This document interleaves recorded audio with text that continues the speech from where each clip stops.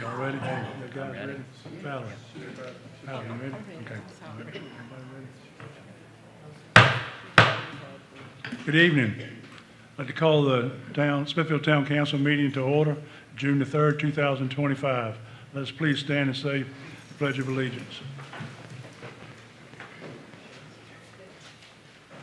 Pledge allegiance to the flag of the United States of America and to the republic for which it stands, one nation, under God, indivisible, with liberty and justice for all.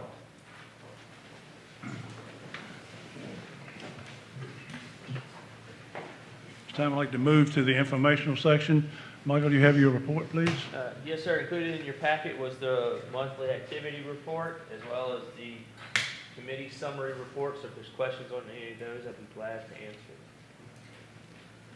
Hearing no questions, we'll move to a presentation. We have a swearing of a new police officer. Chief?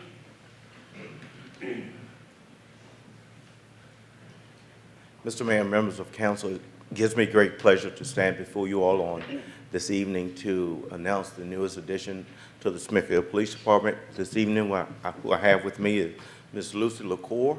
She's a resident of Isle of Wight County. She's decided to put down the star and pick up the shield.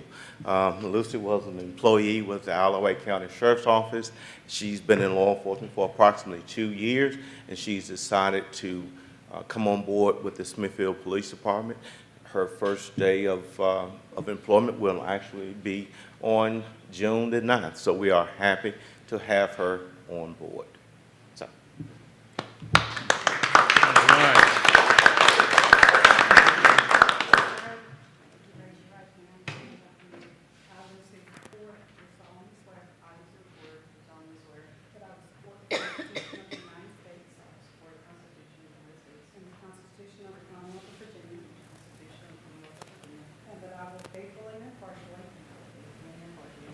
Discharge all duties upon me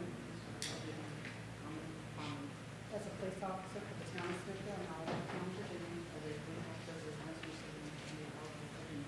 according to the best of my abilities, so help me God. According to the best of my abilities, so help me God.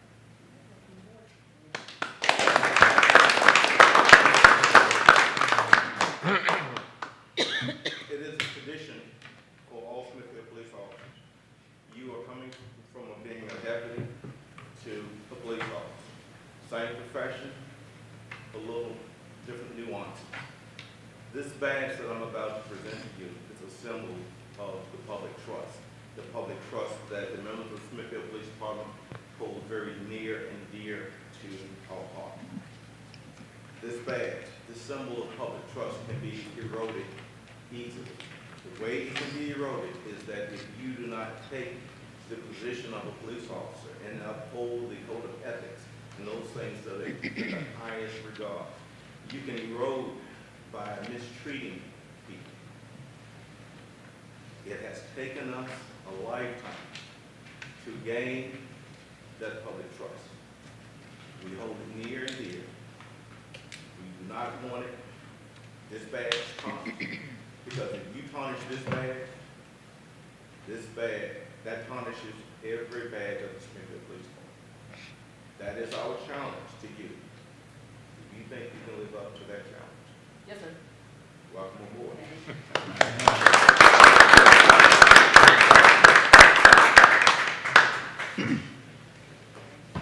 Like to have something to say?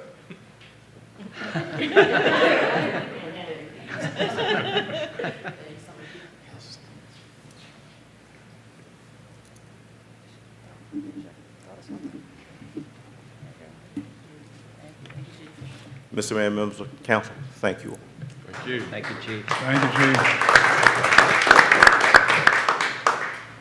At this time, I'd like to call Steve Sinkovich to the podium, please.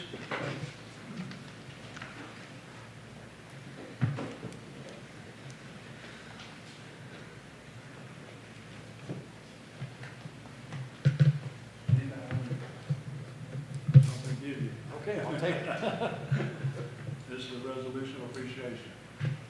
Whereas Steve Senkovich, a resident of Ottawa County, has graciously dedicated his time volunteering at Windsor Castle Park. As a lead volunteer with the Trail Doctors of Windsor Castle Park over the past 10 years.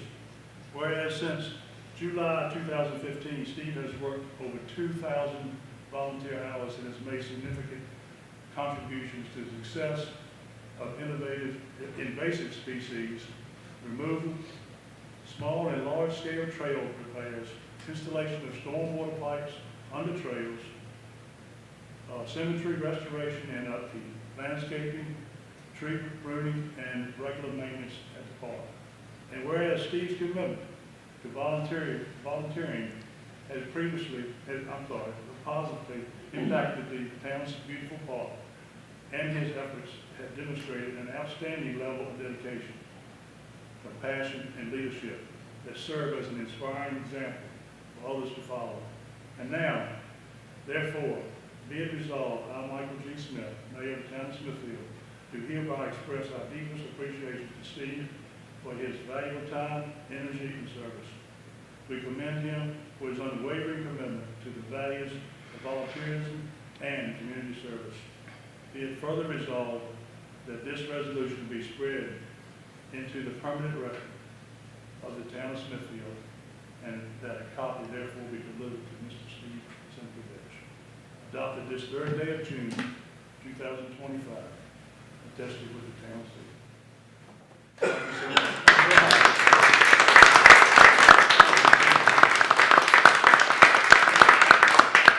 Just a few words.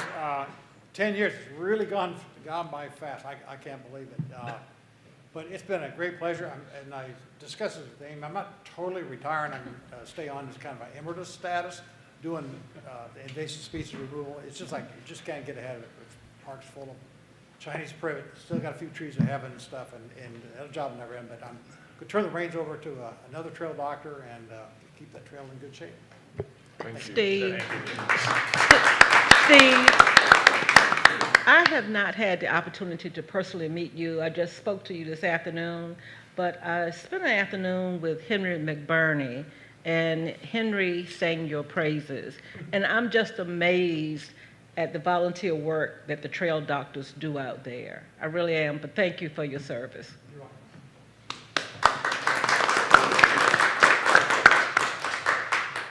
Thank you again, Steve. At this time, public comments. We have Anna Mae Morrow signed up. Hi, everyone. Oh, that is very loud. I apologize. Good evening, Mayor Smith and members of the Smithfield Town Council.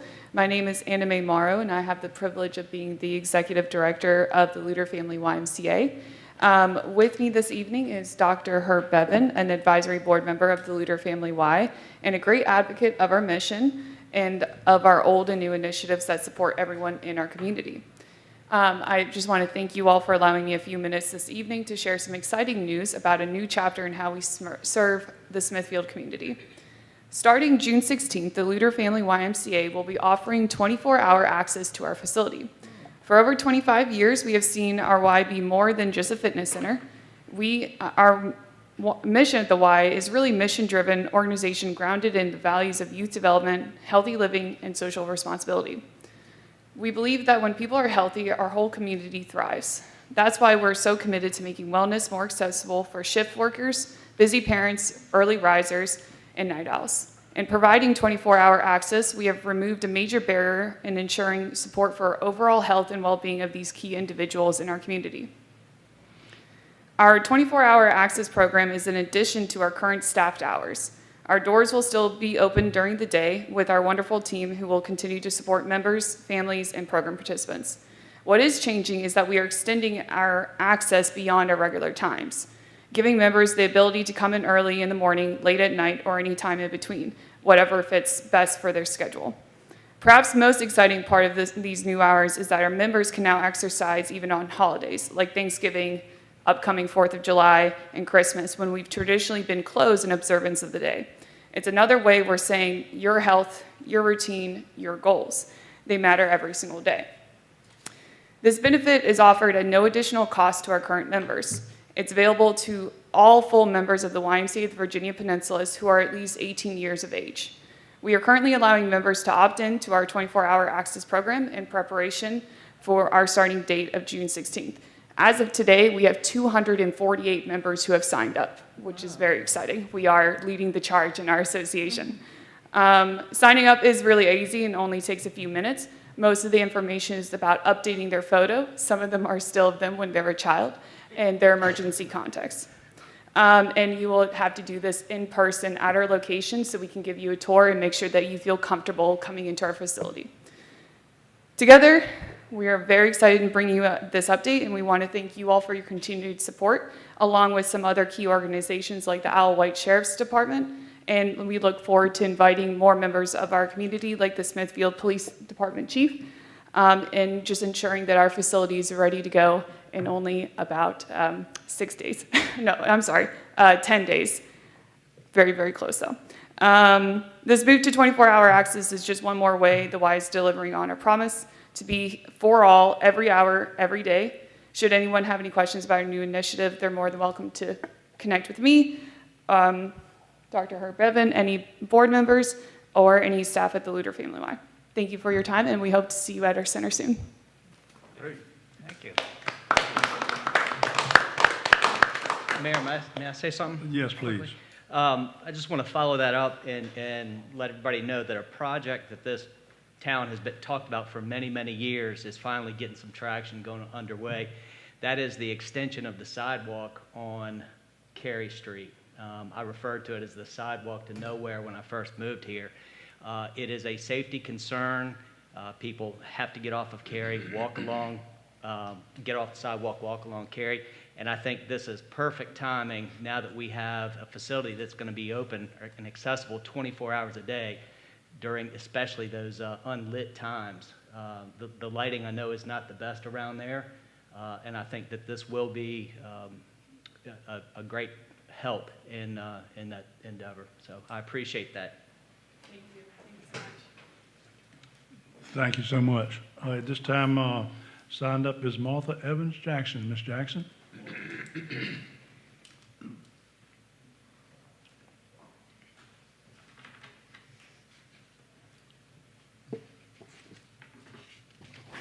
Good evening, Mayor Smith, council members, those in the listening audience. My name is Martha Evans Jackson. I reside at 511A Cedar Street in Smithfield, Virginia. Recently, a young, energetic college graduate entrepreneur's daycare had a favorable response from our town's planning commission. At the May 2025 council meeting, there were several questions to her about adding a fence to her property. The Virginia State Licensing Board does not require a fence. The town manager, the town attorney, and Ms. Clary all concurred to that. However, several council persons insisted on the entrepreneur going above and beyond the licensing requirements. The council based their approval with stipulations for the size and type of fence. This makes for a costly purchase for the entrepreneur. Please ensure going forward that these types of requirements are applied evenly and that the town's mission statement is adhered to so that as to encourage and not discourage those that come before you. You took an oath to represent all of the citizens of Smithfield, not just those who follow and agree with your platform. Thank you for listening to these concerns. Thank you, Ms. Jackson. We have no one else signed up at this time. If you haven't signed up and would like to speak, can you please come forward? If not, we have council comments. Mr. Mayor, just very briefly, Yes. I've picked up on the street some discussion and some angst from some of our citizens and those from surrounding localities pertaining to the amount of traffic. And I've also heard from council members or whatever as far as the amount of traffic being encumbered by construction all around town. And I really understand that because I have to go through it as well and have seen it firsthand. And I think the last time I left out of here on a committee meeting, it was backed up pretty much to the Fiddling Pig all the way to the intersection. There's a saying, there's more times than not, there's a silver lining to most everything. If you look hard enough, you can find it. I think although it is an aggravation, it is a temporary aggravation. I think we should also look at it from the perspective that the Commonwealth of Virginia is spending significant funds improving our infrastructure and our places. Mr. Brooks was just indicating as far as sidewalks and things. And a lot of times with those improvements come sacrifice. So I just ask that everybody, although it's real easy to get upset with the situation, just remember that at the end of the day, it is going to be for an improved Smithfield, and just we all try to exercise a little bit of a patience. I think it would work out a lot better. And it'll come to fruition, and things will be okay. And it is a lot. It's a lot when you get mowing and then the other stuff thrown in there on top of it.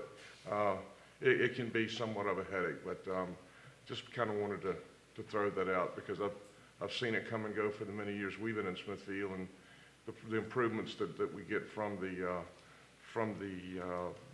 problems that are temporary in nature will bear fruit and things will be better. So I just wanted to throw that out, just an observation, personal observation of mine, and that's it. Thank you. Anyone else from council comment? I'd like to make an announcement, Mayor Smith. I'd like to invite town council and the citizens of the town of Smithfield to a Juneteenth celebration on Thursday, June 19th.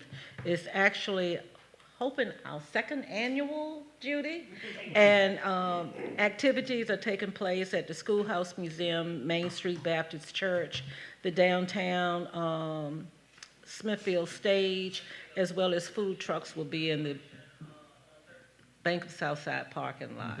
And we'd like to see as many people there as possible. Thank you. Any other comments from council? At this time, I see Mr. Small has come in. Would you like to speak on any matter? Please, sir.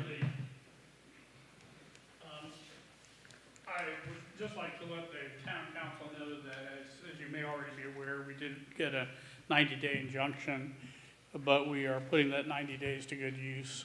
We have notified the insurance company that we want an answer by the 9th of June, and we intend to pursue things very aggressively with them and to continue to work with you all to get this situation taken care of. We know it's been not nice, and that's an understatement, but our clients are in the same position.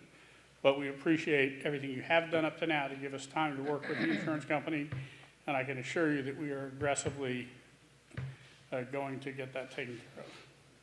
Thank you. Any questions for me? Thank you. Thank you, Mr. Small. Thank you. This time we'll move to the consent agenda. We have a C1 Finance Chairman, Mr. Jeff Brooks. Yes, sir. At this time, bear with me, sorry. I'm going to like to make a motion to award contract for implementation of financial system software to RDA Systems. We spoke about this in committee meetings, and Laura Ross gave us a kind of an overview on what all was involved. Second. Okay. We have a second. Since this is the only thing on the consent agenda, I'll call for the question. Councilwoman Butler? Yes. Councilwoman Biebermeyer? Yes. Councilman Brooks? Yes. Councilman Cutler? Yes. Councilman Bowman? Yes. Vice Mayor Harris? Yes. Mayor Smith? Aye. This time we move to the action section. We have approval of the town council summary minutes. Mr. Mayor and members of council, I recommend that the minutes from the May 6th and May 19th meetings be approved as presented.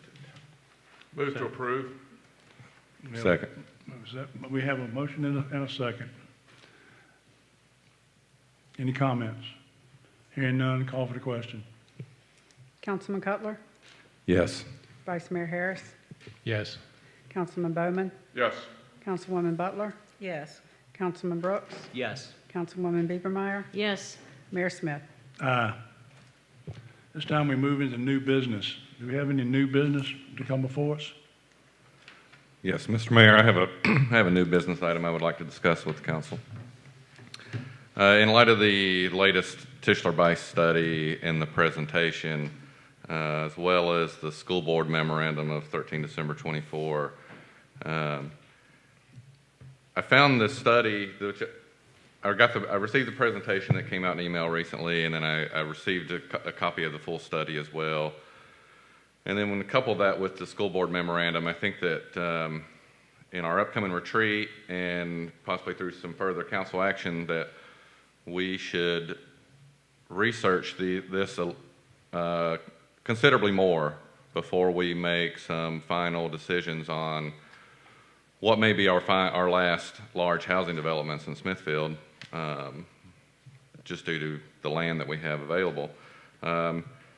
Notably, the school numbers in that 13 December memorandum from the chairman of the school board that he sent out to all the members of the town council, as well as the study. So as a new business item, I would recommend that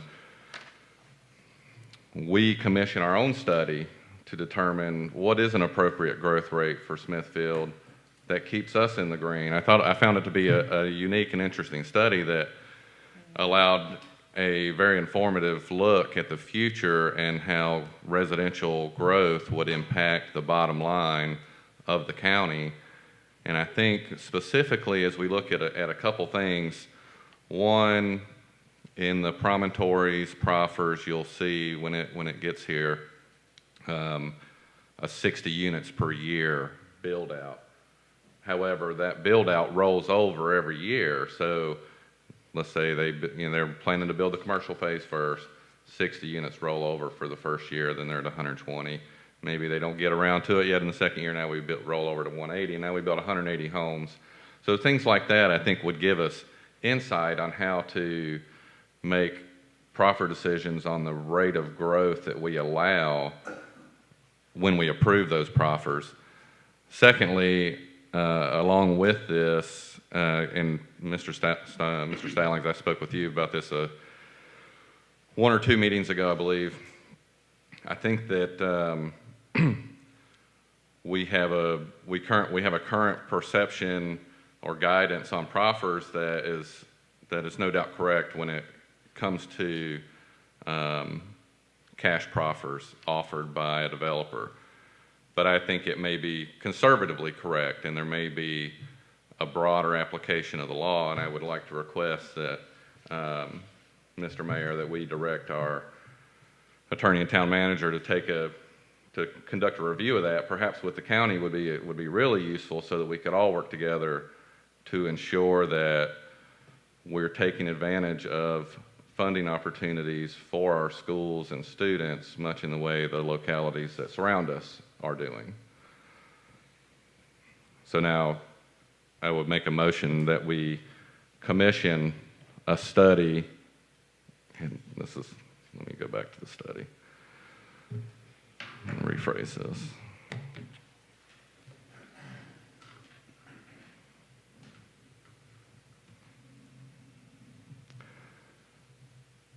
Mr. Mayor, I would make a study that we commission a growth rate study for the town of Smithfield. Do we have a motion? Do we have a second? Second. We have a second. Any other further discussion? Yes, I do have a question. Darren, well, I'm more familiar with the spreadsheet that we got on the school enrollment from December. And I only perused the email that Michael sent to us recently. But my question is, does this study by the county include the town of Smithfield? I find it very challenging because we're such close proximity, and then we actually share some services, and we really don't have any, I guess, direct input into our school systems. So I would hope that what the county has done would include the town of Smithfield. I don't know that. the population numbers are included, but I don't know if they looked at the revenue to the town. I think they were looking solely to the county, but I haven't seen the full study. All I've seen is that presentation. But Darren wasn't really talking about the revenues, were you? You more? Well, I am. The overall basis of the study is to show at, three different model, or a single model with three different scenarios, and at what point does the locality transition fiscally from being in the green to into the red? And that's what the study, that's kind of a big takeaway from the study, not the only takeaway, but so it is revenue driven to determine a fiscal health growth rate for a locality. So you're actually looking for us to do two things: the fiscal responsibility as well as the school enrollment. So the motion I made was for us to conduct a similar study. That's the motion that I just made. I don't know that it's appropriate to do a motion, but I'd be glad to. That I think we take another look at our legal interpretation of cash proffers. Okay. As we approach approval, or as we approach review, I should say, of these two large developments that, based on that 13 December 2024 memo from the chairman of the school board, presents a great impact on our schools. Counselor? Well, that's fine, but the school system gives us the information. And the county attorney, for the promontory, I've sent the proffers to him for him to look at, because and we're not going to get into all that, but there's a contingent proffer of cash based on whether or not they trigger an impact on the schools or not. I had a long conversation with the county attorney, and the school systems memo talks about operating expenses. And they talk about what this huge impact on operating expenses. It's illegal to accept proffers for operating expenses. It's just not permitted. And so when the county attorney tells me that we can't, if you can accept that proffer, but we can't accept the money, that's a problem. I mean, I agree that we should talk about it, but I don't represent the school board, and they're telling me in those circumstances we can't accept the money. So I can't very well recommend to the town council you accept proffers. They're supposed to be voluntary, and I can't very well recommend that you accept cash proffers when the school system representative of the county says they can't accept the money. So we can talk about this, and I agree, and I'll be happy to get you opinions, and I'll ask the Attorney General and anything you want to, but I don't represent the school system. And I understand that, and I certainly appreciate this insight and all your previous insight. And I think that you've highlighted a few reasons why. So I think that there is work to be done for us to get from no to yes. And I think that there's a possibility for us to get to yes in a way that we can accept proffers. So I think that the town, the county, and the school board, we may have some work to do to figure that out, especially if you specifically know the reasons why. But the reasons why can be corrected, whether it be by the school board or by the county. It's not action that we could take, but if we could all get together and work together as a regional government entity and resolve this, then maybe we could do that before we finish working with these last developers, or as we continue to work with these developers, to ensure that we protect our schools, because there's certainly no doubt, based on that memorandum, that our schools are nearly at capacity. We all know that, and we're going to need a new school in the future as well. So that's why I am requesting this assessment. If they were to identify a school in their capital improvements plan, then there would be something concrete upon which they could point to and say, this is the impact, and for this we can accept cash proffers. They haven't done that yet. And that is, again, what I'm saying is you know the answers, and I'm convinced that the three entities, we can work together to put those answers into practice so that we can do better for our citizens. Mr. Bowman? No, for that, the question was answered. Okay. Just want to follow up one thing so we don't get trapped. Darren's request for, you can kick me if I'm wrong, for this study is not a one-trick pony study. We're not just interested in the impact on schools and all of those things. This study talks about the financial health associated with development. For a long time, you got to grow or you die. Economic study after economic study, one of them now represented by Tischler, is very clear that there is a breaking point, and we need to have more information so we know what that breaking point is. The impact on our infrastructure, on our police force, you know, on all of those things besides the school.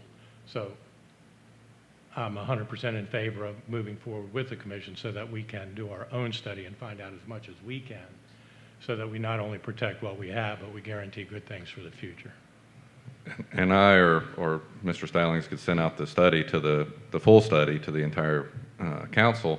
But I do agree. It's after, you know, talking, I think, until we're all, you know, talked out, and citizens as well. And now we've seen what I think of this study is something that gives us an actual data point for us to look at when whether we're making decisions about a single development or we're making decisions about our upcoming revision to the comprehensive plan. This type of study is going to yield results for us, and it is likely worth the cost. Well, and that's where I'm going to question what the cost is on that and what the benefit is, because, well, I understand information is helpful. It seems pretty obvious. It's going to tell us what we already know, that the faster we grow, the more stress it's going to put on our services, whether it's police, parks and rec, schools, you know, roads, all that's water, sewer, all that. So I don't know that I'm crazy about spending a lot of money to tell us something we can take the information from the county, and it's the same information. It's going to apply to us. I mean, it may give us some, like you say, some data points, but. Well, if we use the county study, which we could, and try to draw, you know, the staff maybe could draw some parallels to revenue, perhaps, but it's very different. I think maybe you know, some of the staff members of the treasurer would like to look at it and see if our situation deviates from this study significantly, such that it warrants an additional study, or this study is adequate for our town. I would be satisfied with either answer, but I think that the meat of the subject is that we find a result from this study and say, in this case, it's 0.8%. And so when we look at that in the future and we go to use the promontory as an example, and they say we want to build 60 homes a year, and that's 1.2% with all the other growth that's going on, and we say, well, we don't really want you to do that because you're going to outpace the revenue that we're going to gain from the growth that we're getting from you, so we want you to dial back to 40 homes a year, or some hypothetical, if you understand what I'm saying. So I think that accepting this study as a valid data point of our own, if the staff wants to look at it and make that assessment, or having our own study done, but having a long projection data point that we can look at to keep our fiscal health in the green while managing growth, that again speaks to really everything we campaigned for, which was managing growth, and again, managing the fiscal health, fiscal conservancy, and this will be a tool to help us do that. Mr. Bowman? Yes, sir, Mr. Chairman, I think we're all talking along the same line, and to Councilwoman Biebermeyer's point, we may hear what we already know, but back to the Vice Mayor's point, this is of a broader scope than just telling us what we might already know. What I would look for in a study, one that's done in the right way is a composite study in which, okay, they give us the data point and tell us, you know, this is what is allowable, this is what, but also give us some suggestions as to how to mitigate or balance or maintain a balance during the course of that study. That's what I would be looking for in a study. Because to your point, you're right. It doesn't take an urban planning specialist to know that when you add more homes, you're stressing the infrastructure and doing this, doing that. What we could use is a couple of things. Number one, how can we better ensure that we're not going to be overly stressed like the balloon until it pops? The other thing is that as far as the proffers are concerned, we've heard that a number of times. Give us the answer, and I think that back to the proffer aspect, you know, where do we get the solution? Where do we get the answers? Mr. Riddick didn't answer exactly, although didn't answer, for me, from what I know, totally and completely. He answered, you know, if you've got a capital improvement project that you can point to, but at the same time, as far as accepting those cash proffers, there's nobody here that can do anything. I think that still goes back to the General Assembly. Is that not correct? It does. And as Mr. Riddick also indicated, if we don't, quite frankly, and with no ill intent, if we don't think that Mr. Riddick is telling us the exact correct answer, we can simply consign an Attorney General's opinion and ask the questions that you specifically want to have asked so they could be answered once and for all. I've heard the proffer argument up in Richmond a number of times, and the reason that we don't do that is a number of different special interest groups work their magic up there to ensure that this went away, because it was there at one point. But if we're going to do the study, I'd like to see all of that thrown in there together so that we get a lot of good answers, and we may want to consider, I just throw this out there, at our retreat, be thinking before we get there as to what you want in that study and what you want to consign. That would be my suggestion. Well, one piece of information that you might be overlooking is that with each of these developments, the ones that have been approved and the ones that are in the hopper right now, they're all required to prepare an economic impact statement. And we have all of that data. And there's some of them, the one for the Grange was, what was that, Tammy? What's that, remember the name of that company? It's one that's been done, used by the county, been accepted by them on countless projects. Figueroa. But, Figueroa. But we can look at, I would suggest that we get all those together and compare and see if the data, and she doesn't have time to do that, and neither does he. So maybe we might have to hire somebody to take those and condense them and give you a report instead of starting from scratch, and it might save you a lot of money because we make these developers do all this and give it to us. So the raw data is there. How it's extrapolated and interpreted, that's a different story. But the raw data is in these reports, or it should be. And I think why reinvent the wheel? It's already done, and I don't know why we couldn't take it and hire somebody to do an analysis of that and maybe give you the information you're looking for. Because you require that as part of your rezoning and economic impact statement. We have those. Michael, do we have any idea how much that study cost the county? No, ma'am, I have no idea. My initial approach with this would be to reach out to the Tischler, the group there. Right. And because if they've already compiled the data for the county, it shouldn't be too hard for them to take that data Sure. and parse it out for the town. You know, we have different costs than they do as far as services. We offer different services, and their contract with the county may have a piggyback clause on it that lets us jump on to that. Okay. Otherwise, we'll have to go out for an RFP for this kind of work. So that's going to be my first call is to them to have that conversation. Michael, it would have been nice if this could have come up in a governmental meeting. I thought the purpose of us having these meetings to see what services we could share, or when they were ordering this report, and knowing that they were going to get a fiscal impact analysis report for the county, we probably could have piggybacked at that time, and it would have been a cost savings. Yes,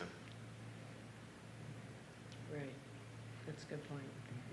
But that opportunity is still, might still be available, is that correct? we've got a good motion on the table and a Yes, we second. do. Well, Any other discussion? If not, call for the question. Councilman Cutler, Yes. Vice Mayor Harris, Yes. Councilman Bowman, Definitely yes. Councilwoman Butler.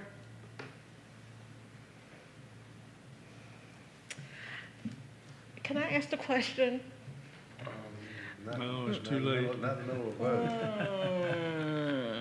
I'm abstaining. Councilman Brooks, Yes. Councilwoman Biebermeyer, yes. Mayor Smith. Aye. Moving forward with old business, we have before us continued discussion on the consideration of Red Point Tap House.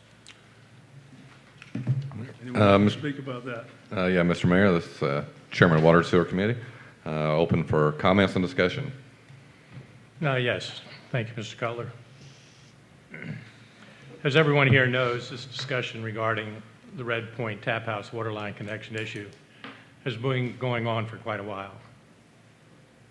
The applicants have held firm on their position that for a variety of reasons, some beyond their control, connecting to the water line as required by town code places them in an unfair and unnecessary financial burden. Others are quick to point out that the applicants agreed to conform to code and have received waivers that allowed them to postpone connecting in the past, and therefore should be held to their commitment to connect and comply. During the past several meetings of the applicant and town council, the same arguments for and against waiving the connection requirement have been repeated over and over, with no final decision coming as a result.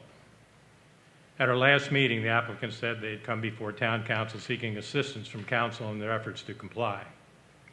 A number of possible compromise solutions were suggested by various members of town council that were designed to help alleviate financial burden faced by the applicants, and while the applicants listened respectfully, there was no movement to engage in any substantive discussion about possible ways forward that might provide assistance to the applicant.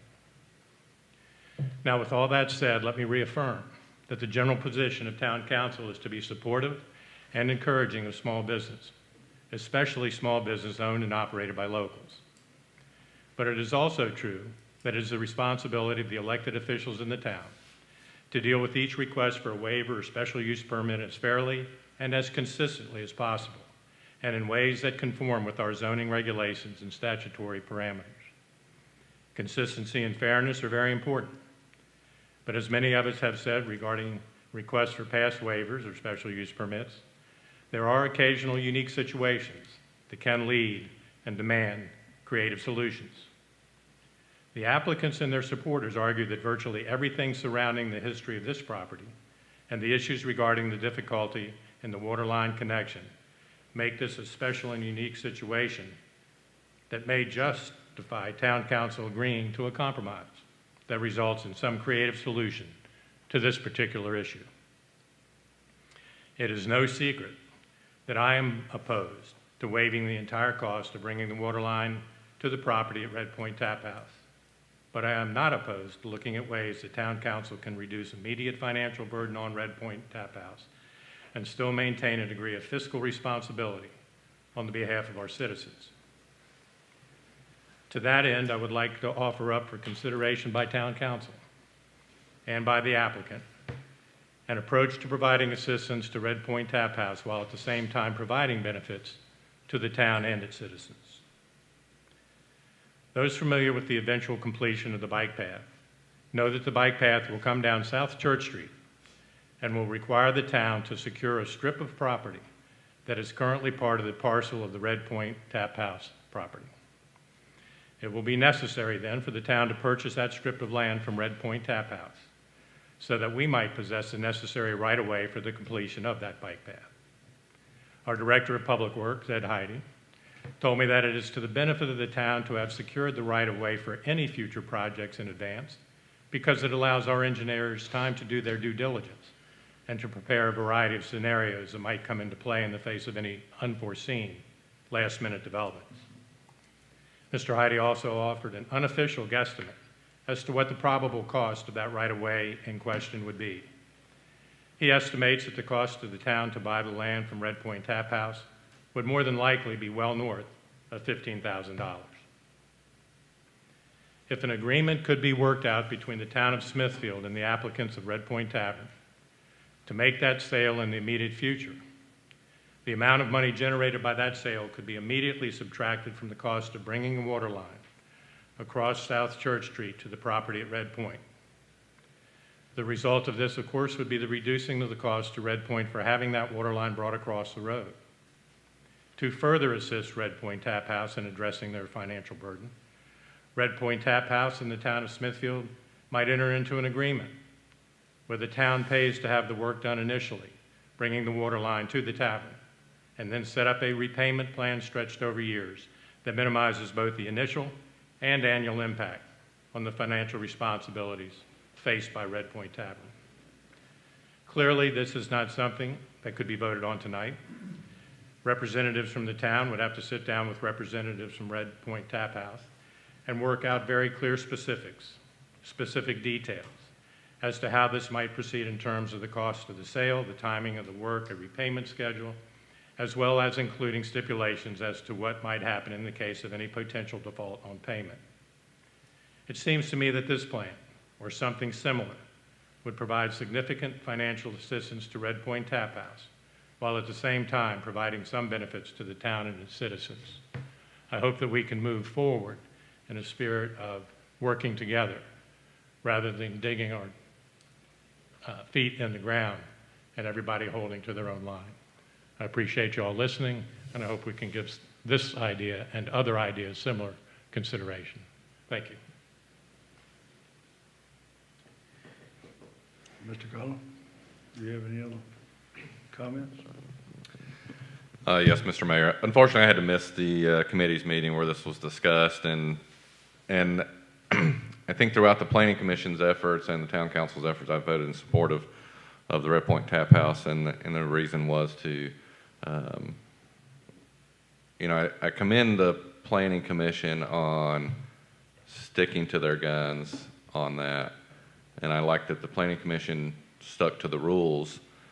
However, I think when it gets to the Town Council, I find that we evaluate the rules, and then we are the conscience or the compassion of the town, if you will, where we can make different decisions. So I would like to see us get to a position that supports Red Point Tap House as a locally owned small business, if it is still.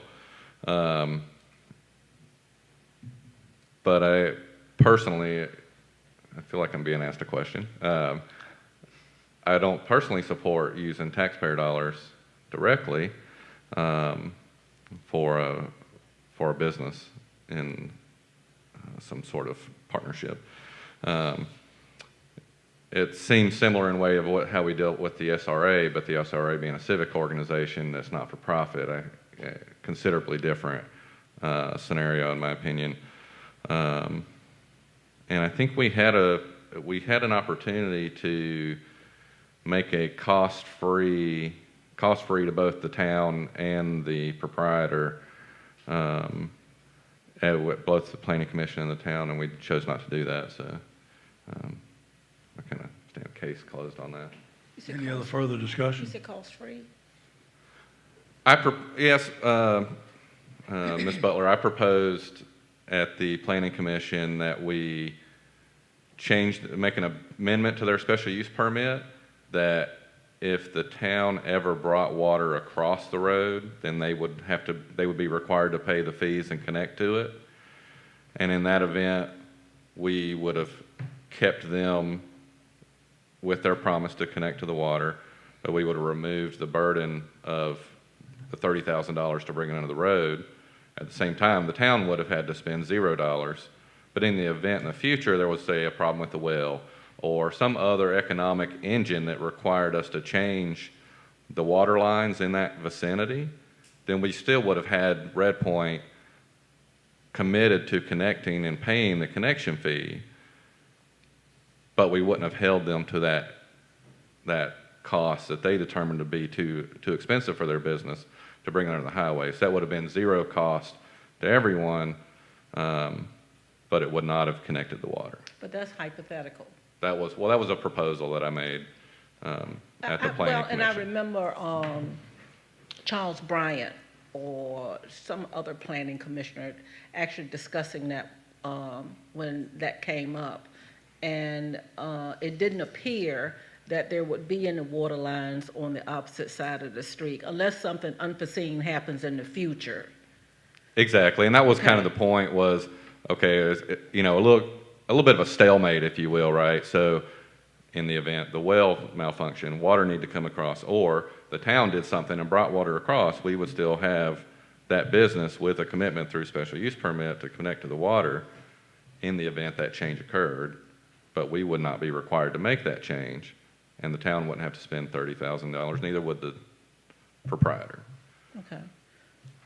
I'd like to say something, Mayor Smith. You know, Vice Mayor Harris, you did a very thorough job. I was one of the council members that voted against the connection.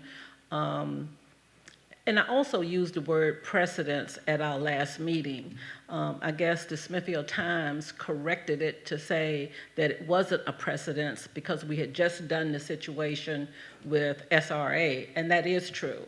The difference is one is a for-profit business and the other one is a civic organization. Now, to my knowledge, it does set a precedence. Is Stephen Fileski still here? Because we voted on this situation and we voted no.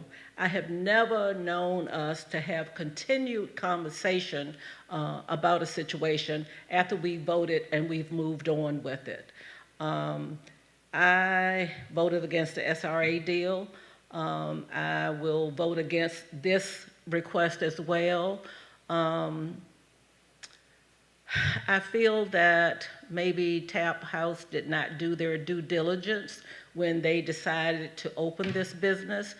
It appears that they're doing awfully good business there, and I know a lot of people that frequent there on a regular basis and like the environment there, and I applaud Tap House for that. However, this was a commitment that they gave us. Now, the parking lot, we did give them a waiver, and I think that that was a fair decision because we've given waivers for parking lots, most recently probably the church on Battery Park Road. But the commitment of the well, maybe there's some confusion on my behalf. They are not paying the consumption of their water. SRA gets a portion, the town of Smithfield gets a portion. We're not getting a portion of it. And personally, it's not fair to other small businesses to be in compliance with what the town requires, and we're going to allow this business to not do it. You know, I don't even know why, you know, Bill Riddick has tried to explain. I was shocked when we even had wells in the town of Smithfield. And the fact that they had to have a zoning, that's really what triggered the connection to the town water, and they never went into it with their eyes closed. And when Councilman Brooks said we held a gun against their heads, that was not true. They knew initially what needed to be done, and they made a commitment to both of them, and we did give them a waiver on one of the requests. Mr. Mayor? Yes, please. Starting back with the Vice Mayor's opening comment and following up with Councilwoman Cover's comment,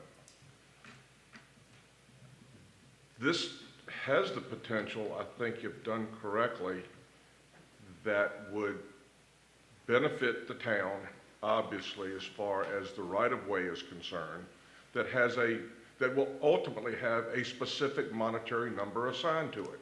So let's just say we're starting at $32,000, okay?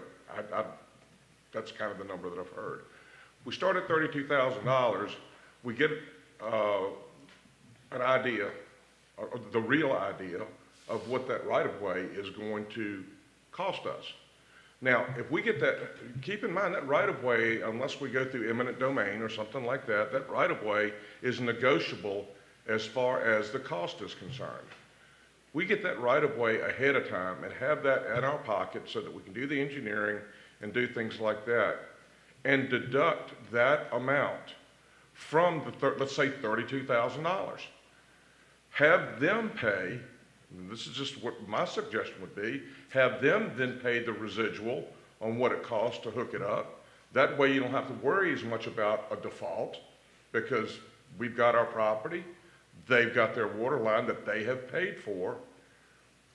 What's wrong with that scenario as far as it being a good business deal where everybody has the potential to benefit? Other than the fact that they won't be given, I mean, look, I'm sympathetic to the fact that they need to get this done, but at the same time, $17,000 versus $32,000 is a significant difference. I would think that from a business perspective, if this deal was going to go through, they could come up with that. And the only reason that I even bring this up is we're going to need that right of way. We will need the right of way. And to have it bird in the hand versus two in the bush to begin with, and then write it off of what that connection would be, have it consummated, have it signed, sealed, delivered, have the lawyers look at it. Bill, am I missing anything on this as far as the potential legality or arrangement that could be? Is that a workable arrangement? No, you can make any kind of deal you want. Why not? I just want to make sure that I haven't made anything. And I open it up, I ask you now for, I mean. Well, I really would kind of like to talk to you all in closed session before you do anything. Before we do anything, but I'm just saying. No, but because it's more complicated than just that. What we're talking about, and it has some ramifications that probably you haven't thought about. So I would, if you want to go into a closed session, I'm happy to explain them. Okay. You mean like now? On Like the now? surface, You talking It now? won't take but 10 minutes, or it, I didn't know we could do one. well, yeah, absolutely, you can do it right now. You need a motion? Yep. Mr. Mayor, I move that we adjourn to closed session to learn things from the town attorney. It's for consultation with legal counsel regarding matters requiring. Second. We have a motion, second, call for the question. Vice Mayor Harris, Yes. Councilman Brooks, Yes. Councilman Bowman, Yes. Councilwoman Butler, yes. Councilwoman Beavermeyer, Yes. Councilman Cutler, Yes. Mayor Smith. We will return in 10 minutes.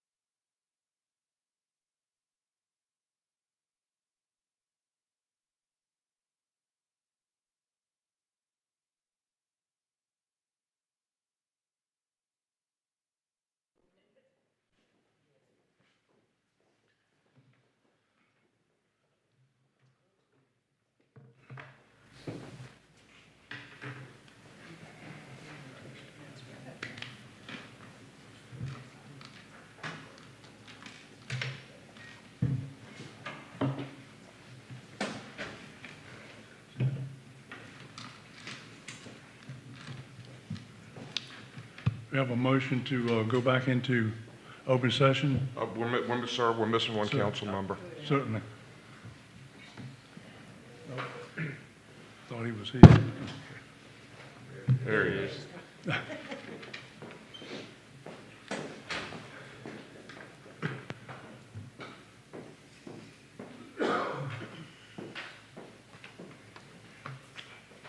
You need a motion to go back Yes, into open session. open session, that's what, yeah. Mr. Mayor, I move we return to open session, please. Second. We have a motion and a second.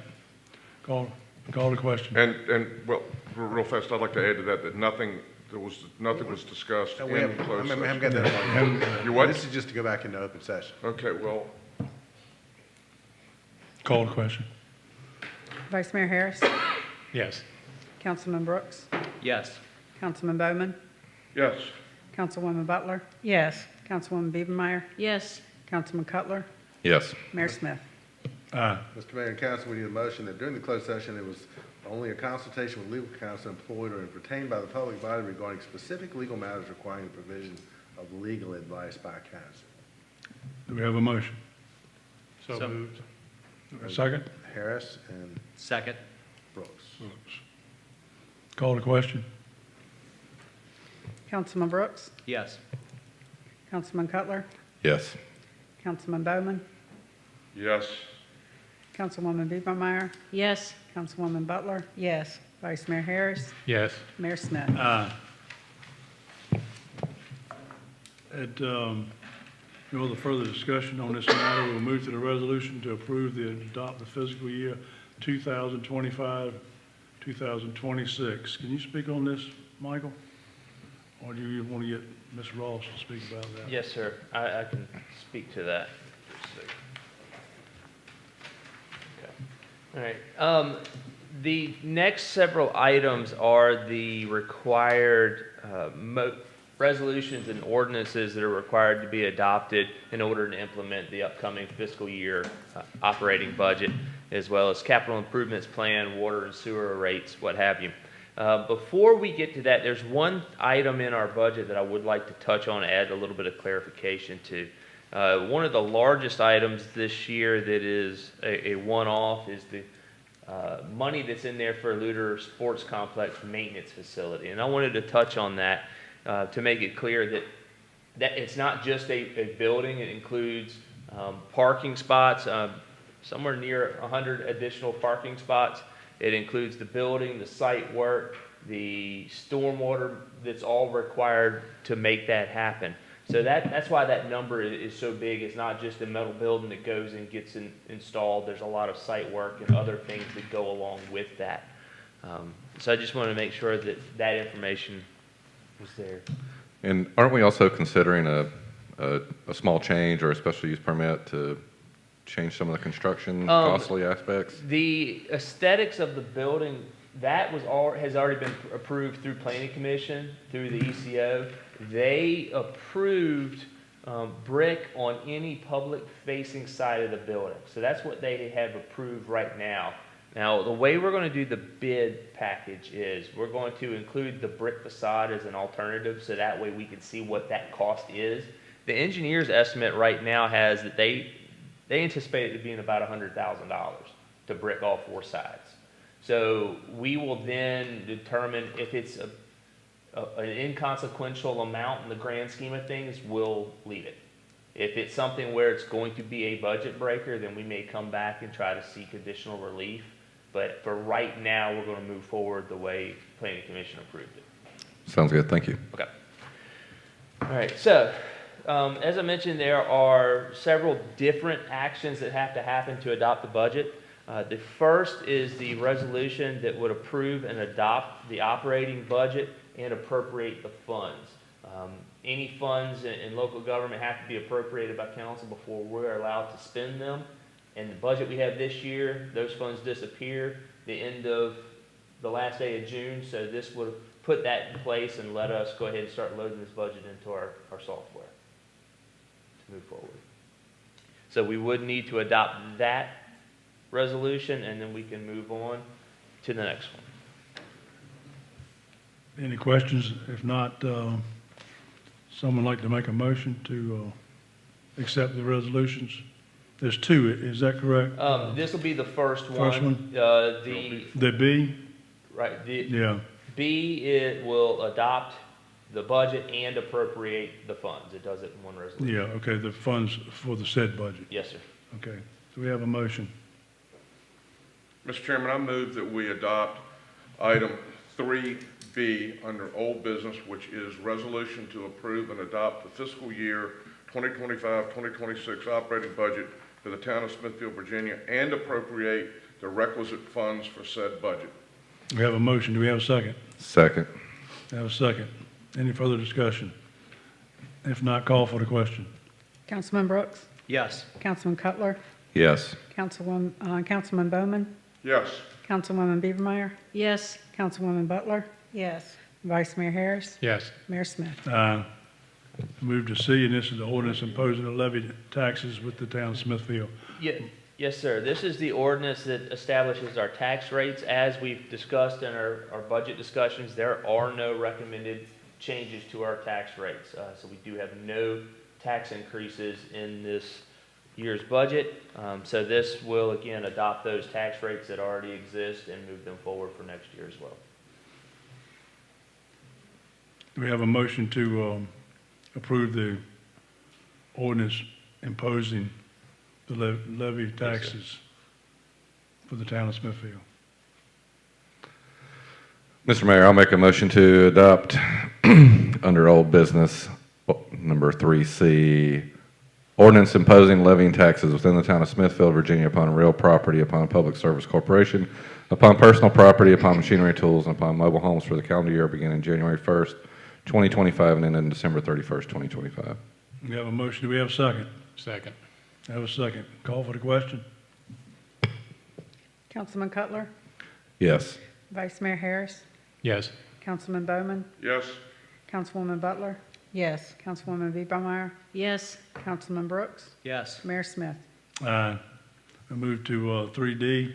This is a resolution that Michael spoke about earlier. Yes, sir. This is the resolution that would adopt the capital improvements plan for the fiscal years 25-26 through 29-30. And it is worth noting that the first year of the capital improvements plan is funded in the operating budget that was adopted. Do we have a motion?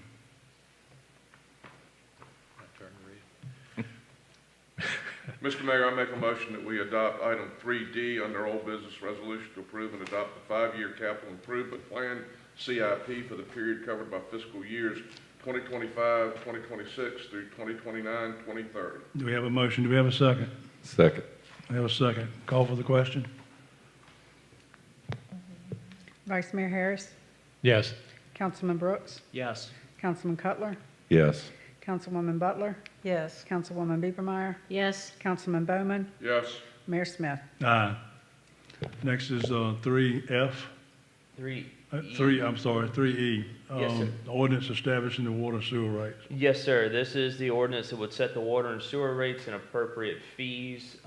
As mentioned previously, the water rate is recommended to increase to $8.50 per 1,000 gallons and the sewer rate to $6 per 1,000 gallons. And that was based off the sewer and water rate study that we had done. And that took into account the capital needs, operating, maintenance expenditures over the next 5 years. So those two are recommended increases. It's $1.50 for the water rate and $2.01 for the sewer rate. Mr. Mayor, can you give me the exact amount? I got the water at $8.50 per 1,000. Yes, sir. Can I have the sewer rate? $6 per 1,000. Thank you. Yes, sir.